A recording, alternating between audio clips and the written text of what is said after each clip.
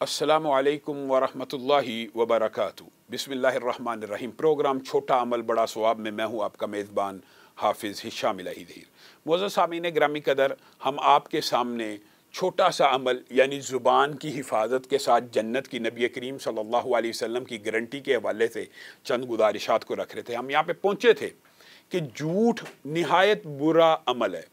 कल क़यामत के दिन नबी करीम सल्लल्लाहु अलैहि वसल्लम ने वाक़या मिराज के अंदर जो बाज़ बातें बयान की हैं, उनमें यह भी है कि बंदों के जबड़ों को चीरा जा रहा होगा और वो सिर्फ़ उनके झूठ की सबब होगा। हज़रत अब्दुल्ला बिन आमिर का मशहूर वाक़या है, नबी करीम सल्लल्लाहु अलैहि वसल्लम उनके घर गए, उनकी वालदा ने उनको कहा, बेटा मेरी बात सुनो, मैं तुम्हें खजूर दूँगी। नबी करीम सल्लल्लाहु अलैहि वसल्लम ने कहा, आपका क्या इरादा इसको खजूर देने का है? उन्होंने कहा, जी हाँ।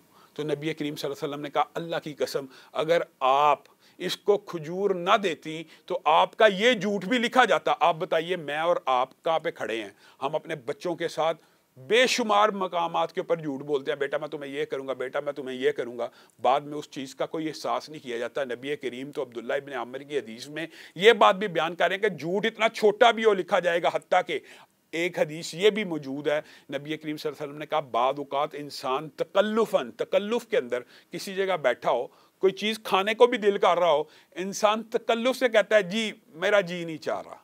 ये झूठ भी लिखा जाएगा। नबी करीम सल्लल्लाहु अलैहि वसल्लम ने कहा, उस वक़्त तक तुम मोमिन नहीं हो सकते, तुम हंसी मजाक में झूठ बोलना नहीं छोड़ देते।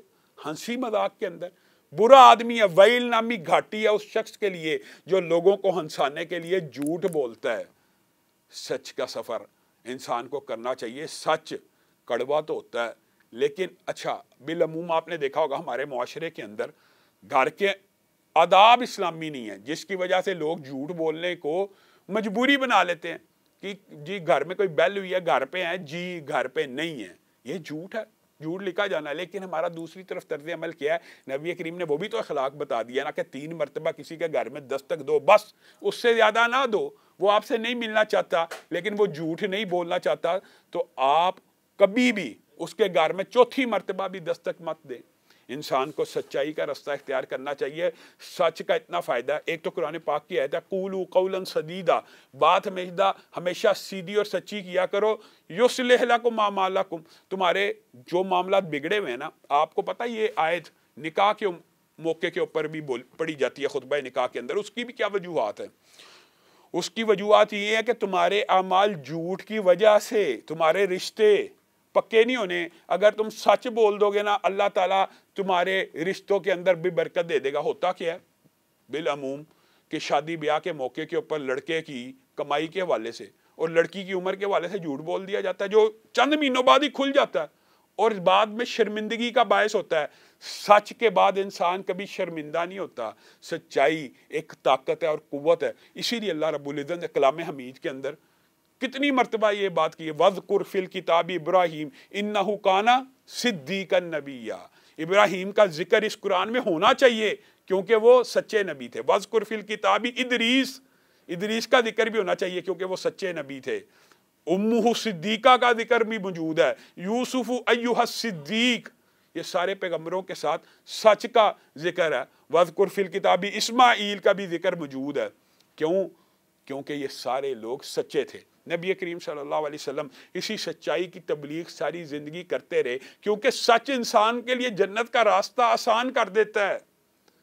नबी करीम सल्लल्लाहु अलैहि वसल्लम के पास एक शख्स आया, उसने आके कहा कि मेरे में ये 4 बुरी हसलतें हैं। लंबी हदीस है, बाद ने इसकी रिवायत के अंदर थोड़ा सा ज़ोफ़ भी बयान किया है, लेकिन मफ़हूमन ये बात दुरुस्त है कि जब इंसान सच्चाई का अदम कर लेता तो दीगर बुराइयाँ छूट जाती हैं। नबी करीम के पास आया, मेरे में 4 बुराइयाँ हैं। क्या क्या बुराई है? मैं बुरे काम करता हूँ, बुराई का इर्तिकाब करता हूँ जो संगीन नोयत की है, मैं चोरी करता हूँ, मैं शराब पीता हूँ, और चौथी आदत है झूठ बोलता हूँ। नबी करीम सल्लल्लाहु अलैहि वसल्लम के पास मुकदमा लेके आया है कि मुझे आप नसीहत करें, वसीयत करें, मैं इन 4 में से एक बुराई छोड़ने का ऐलान करता हूँ। नबी करीम सल्लल्लाहु अलैहि वसल्लम कुछ सोचते हैं और कहते हैं, मैं तुझे सिर्फ झूठ से मना करता हूँ। अब वो बंदा कहता है, मुझसे नबी करीम सल्लल्लाहु अलैहि वसल्लम ने वादा सिर्फ झूठ का किया हुआ है। अब रात आती है, वो बुराई की कोशिश करता है जैसे वो बुराई रोज़ाना किया करता था। वो कहता है, कल नबी करीम की बारगाह में पेश होऊंगा اور اگر مجھ سے پوچھا گیا، میں نے تو نبی سے وعدہ کیا میں جھوٹ نہیں بولوں گا، اور اگر میں نے اقرار کر لیا میں نے برائی کی ہے مجھے کوڑے لگیں گے، چوری کی طرف جاتا ہے۔ یہی بات اس کے ذہن میں آتی ہے، نبی کریم سے وعدہ کر رہا ہوں جھوٹ نہیں بولوں گا، صبح بتلا دیا ہاتھ کٹ جائیں گے۔ یہی بات شراب کے معاملے کے اندر آتی ہے، سچ بولوں گا کوڑے پڑیں گے۔ تو اگلی دن نبی کریم صلی اللہ علیہ وسلم کی بارگاہ میں آ کے کہتا ہے، اللہ کے رسول، ایک جھوٹ چھوڑنے کی وجہ سے اللہ رب العزت نے مجھ سے چاروں برائیاں دور کر دی۔ اب آپ بتائیے، نبی کریم صلی اللہ علیہ وسلم نے منافق کی نشانی کیا بتلائی ہے؟ منافق کی 4 نشانیوں کی حدیث بھی موجود ہے، 3 نشانیوں کی حدیث بھی موجود ہے، لیکن ان احادیث کے اندر آپ نے کبھی یہ بات نوٹ کی ہے؟ جب وہ بات کرے جھوٹ بولے، جب وہ وعدہ کرے وعدہ خلافی کرے، جب اس کو امانت دی جائے امانت میں خیانت کرے، جب وہ غصے میں آ جائے تو گالی گلوچ کرے۔ 4 کی 4 باتوں کے اوپر غور کر لیجئے، 4 کی 4 باتیں زبان سے ریلیٹڈ ہیں۔ جب بات کرے جھوٹ بولے، جھوٹ کس نے بولنا ہے؟ زبان نے۔ جب وعدہ کرے وعدہ خلافی کرے، اپنے عہد کو کس نے توڑنا ہے؟ زبان نے۔ جب امانت کوئی رکھے امانت میں خیانت کرے، وہ خیانت بھی عملی بھی ہے اور لفظی بھی ہے کہ تو نے مجھے یہ دیا ہی نہیں، تو نے مجھے یہ چیز دی تھی، تو نے مجھے یہ چیز دی تھی۔ اور پھر جب غصے میں آ جائے تو گالی دے، یہ بھی زبان سے ہے۔ گویا منافقت کی جتنی بھی نشانی ہے اس کی بنیاد زبان ہے۔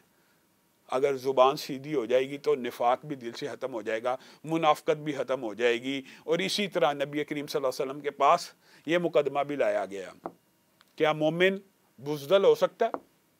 نبی کریم صلی اللہ علیہ وسلم کچھ دیر سوچ میں پڑ گئے، کہا ہاں مومن بزدل ہو سکتا ہے۔ پھر آپ سے پوچھا گیا کیا مومن بخیل ہو سکتا ہے؟ یعنی اس کے دل میں بخل ہو سکتا ہے، پیسوں کی لالچ اور کم خرچ کرنا چاہے؟ نبی کریم صلی اللہ علیہ وسلم کچھ دیر سوچتے رہے اور کہا ہاں بخیل بھی ہو سکتا ہے۔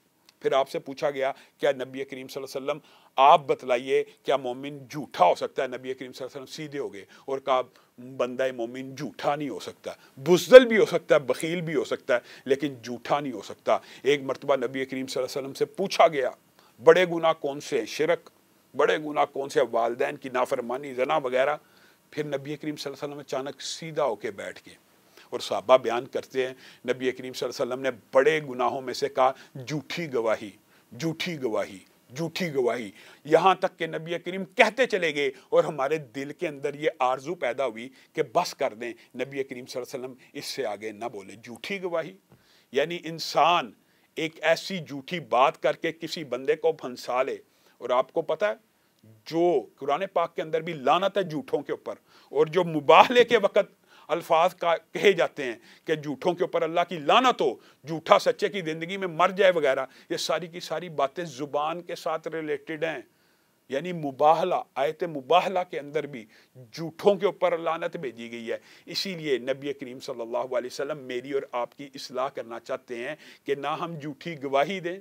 یہ جو عورتوں کے اوپر بہتان لگانا ہے یہ بھی ایک جھوٹ ہوتا ہے۔ نبی کریم صلی اللہ علیہ وسلم قرآن نے محسنات کے اوپر، غافلات کے اوپر بہتان باندھنے والوں کے لیے آیتیں نازل کی ہیں، ان کی گواہی قبول نہیں۔ آپ مجھے ایک بات بتلائیے، بڑی آسان فہم، جھوٹ بولنا کسی بندے کے بارے میں یہ بھی گناہ ہے، لیکن نبی کریم صلی اللہ علیہ وسلم نے کہا بدترین جھوٹ کی قسم ایک تو عورتوں کے اوپر الزام لگانا جو نیک طاہرہ ہوں ان کو برا کہنا، اور بدترین جھوٹ پتہ کیا ہے؟ کوئی بندہ یہ کہے کہ نبی کریم صلی اللہ علیہ وسلم نے ایسے کہا اور نبی کریم نے وہ نہ کہا ہو، یہ بدترین جھوٹ ہے۔ نبی کریم نے کہا جو بندہ عمدن میرے پہ جھوٹ باندھے کہ یہ کہے کہ نبی کریم صلی اللہ علیہ وسلم نے یہ کہا ہے، وہ اپنا ٹھکانہ جہنم میں تیار کر لے، اس کا ٹھکانہ جہنم ہے۔ اور آج آپ دیکھیے ہمارے معاشرے کے اندر کیا حالات ہیں، احادیث لکھی ہوتی ہیں اور آگے یہ بھی لکھ دیا جاتا ہے صحیح مسلم حدیث نمبر 667، آگے حدیث بھی لکھ دی جاتی ہے، اور جب بندہ کتاب سے مطالعہ کرتا ہے پتہ لگتا ہے یہ کتاب کے اندر موجود ہی نہیں ہے۔ یہ بدترین جھوٹ کی قسم ہے۔ نبی کریم صلی اللہ علیہ وسلم کے اوپر جھوٹ باندھنا شریعت سازی ہوتی ہے، کیونکہ نبی کی بات شریعت ہے۔ اس لیے نبی کریم صلی اللہ علیہ وسلم کی بات جس کو قول حق کہا گیا ہے، جو قول سچ ہے، اس کے علاوہ اللہ رب العزت نے بھی اس کی سنگینی کا और इस नेकी का एहसास दिलाने के लिए कहा वमन अस्दक़ु मिनल्लाहि क़ीला वमन अस्दक़ु मिनल्लाहि हदीसा। अल्लाह से ज़्यादा सच्ची बात किसकी होती है, अल्लाह से ज़्यादा सच बोलने वाला कौन हो सकता है। तो मोअज़्ज़ज़ सामीन गिरामी कदर, मुझे और आपको सच्चाई का रास्ता इख्तियार कर लेना चाहिए, झूठ से बच जाना चाहिए, ताकि जन्नत का रास्ता आसान हो जाए और जहन्नुम से मैं और आप बच जाएँ।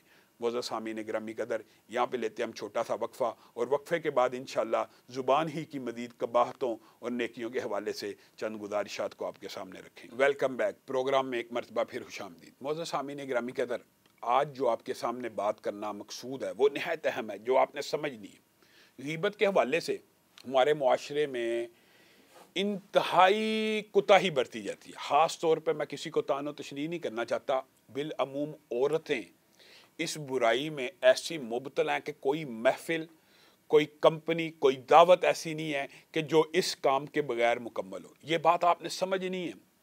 ये ज़ुबान की हिफाजत कई मरतबा मुश्किल हो जाती है, लेकिन अगर आप कर लेंगे ना, ये छोटा सा अमल सीधा आपको जन्नत में दाखिल कर देगा। जैसे नबी करीम सल्लल्लाहु अलैहि वसल्लम का वादा हमने आपके सामने रखा है कि ज़ुबान की गारंटी दे दो, जन्नत की गारंटी ले लो। इस कुताई के अंदर ज़ुबान की लर्जिशों में से एक बहुत बड़ी लर्जिश ग़ीबत है, जिसका कुरान पाक में भी अल्लाह ताला ने कहा कि ग़ीबत मत करो। कौन चाहता है अपने भाई का गोश्त खाना? अब ग़ीबत को समझना कैसे है? बाद लोग ये समझते हैं कि अगर कोई बुराई किसी बंदे के अंदर मौजूद हो और हम उसको बयान कर रहे हैं तो ये ग़ीबत नहीं है। ये बात याद रखिए, नबी करीम सल्लल्लाहु अलैहि वसल्लम से भी ये बात पूछी गई। नबी करीम ने जब ग़ीबत से मना किया तो सहाबा ने नबी करीम से आके पूछा कि अगर वो बुराई उस बंदे के अंदर मौजूद हो और हम उसको निशानदही कर रहे हैं, तो नबी करीम सल्लल्लाहु अलैहि वसल्लम ने कहा ग़ीबत से मुराद ये है कि अपने भाई का ऐसे जिक्र करना कि अगर उसके मुंह पे जिक्र करो उसको नागवार गुजरे, मुंह के ऊपर कोई बात तेरे भाई को नागवार गुजरे, तू उसकी अदम मौजूदगी के अंदर उसके बारे में वो बात करे, वो ग़ीबत है। सहाबा ने कहा अगर वो बुराई उसके अंदर मौजूद है, नबी करीम ने कहा अगर वो बुराई उसके अंदर मौजूद है तो ही ग़ीबत है, वरना तो बुहतान है, वरना तो बुहतान है। यानी कोई बुराई तेरे भाई में मौजूद है वो बयान करना ग़ीबत है। हज़रत आयशा का मशहूर वाक़या आप बताइए हज़रत सफ़िया के बारे में। अम्मी आयशा ने सिर्फ कुताह कद के कद छोटा है ये कह दिया और हकीकत में छोटा था। नबी करीम सल्लल्लाहु अलैहि वसल्लम ने कहा आपने इतनी कड़वी बात की है, इसको 7 समुद्रों मीठों में डाल दिया जाए तो वो कड़वे हो जाएं। इसीलिए नबी करीम सल्लल्लाहु अलैहि वसल्लम ने कहा था कि कल क़यामत के दिन जो बंदा ग़ीबत करता है ना, उसके सामने गोश्त मुर्दा सड़ा हुआ लाया जाएगा और वो खा रहा होगा। यही बात नबी करीम सल्लल्लाहु अलैहि वसल्लम ने वाक़या मिराज की हदीसों में भी बयान की है कि लंबे लंबे नाखूनों के साथ अपने सीनों को नोच रहे होंगे। एक मरतबा नबी करीम सल्लल्लाहु अलैहि वसल्लम को बुरी बदबू आई, कहा यह किसी ग़ीबत करने वाले की ग़ीबत है जो अपने भाई के बारे में कर रहा। तो मेरे भाइयों, ग़ीबत इतना बड़ा जुर्म है कि बाद ज़ईफ़ हदीसें भी मौजूद हैं, लेकिन उनका मफ़हूम दुरुस्त है। नबी करीम सल्लल्लाहु अलैहि वसल्लम एक मरतबा लंबे सफ़र पे थे, अबू बकर और उमर साथ थे, एक मुलाजम साथ था। मुलाजम को किस लिए लेके आए थे कि वो खाना पकाए, वो खाने की वो आपकी खिदमत करे। हज़रत अबू बकर और उमर कुछ देर लेटते हैं, लेट के उठते हैं, क्या देखते हैं कि मुलाजम सो रहा है। आपस में सिर्फ मुस्कुरा के एक दूसरे को देखते हैं कि यार ये बंदे को हम काम के लिए लाए थे, ये तो सो रहा है। सिर्फ ये बात की है। लेकिन नबी करीम सल्लल्लाहु अलैहि वसल्लम ने सहाबा की ट्रेनिंग ऐसी की थी कि सहाबा की ट्रेनिंग और तरबियत ऐसी हो जाए कि आने वाली नस्ल के लिए रहनुमा असूल बन जाए। नबी करीम सल्लल्लाहु अलैहि वसल्लम की बारगाह में पेश हुए, नबी करीम सल्लल्लाहु अलैहि वसल्लम को कहा कि आपके पास खाने के लिए कुछ है। मुलाजम तो सोया हुआ है जिसने खाना पकाना था। नबी करीम सल्लल्लाहु अलैहि वसल्लम ने कहा तुम अपना खाना खाए, तुम अपने हिस्से का खाना खाए। अबू बकर उमर हैरान रह गए कि हमने तो एक लुकमा भी नहीं लिया। नबी करीम सल्लल्लाहु अलैहि वसल्लम कह रहे हैं तुम अपने हिस्से का खाना खाए। जी हाँ, जो तुमने अपने भाई के लिए उस वक़्त हंस के एक दूसरे से बात की थी ना कि ये हम इसको खाना पकाने के लिए लाए हैं और ये सोया पड़ा है, तो तुमने ग़ीबत करके अपने मुर्दा भाई का गोया गोश्त खा लिया। नऊज़ बिल्लाह। ये सिर्फ ट्रेनिंग के लिए है, ये सिर्फ तरबियत के लिए है, वरना मुआज़ अल्लाह इससे मुराद हज़रत अबू बकर और उमर की शान की तनकीस नहीं है। और एक बात याद रख लीजिए, जी हाँ, ग़ीबत किसी की बुराई को बयान करके उस पर खुश होना, तमस्खुर उड़ाना, ग़ीबत करके इंसान को अपनी बड़ाई का इजहार करना वगैरह है। लेकिन ये ग़ीबत नहीं है कि अगर इंसान किसी बंदे को کسی دوسرے کے شر سے بچانا چاہتا ہو اس کی برائی نامینیٹ کرے. کوئی دین کے اندر جرح و تعدیل کا جو پورا فن ہے وہ غیبت نہیں ہے.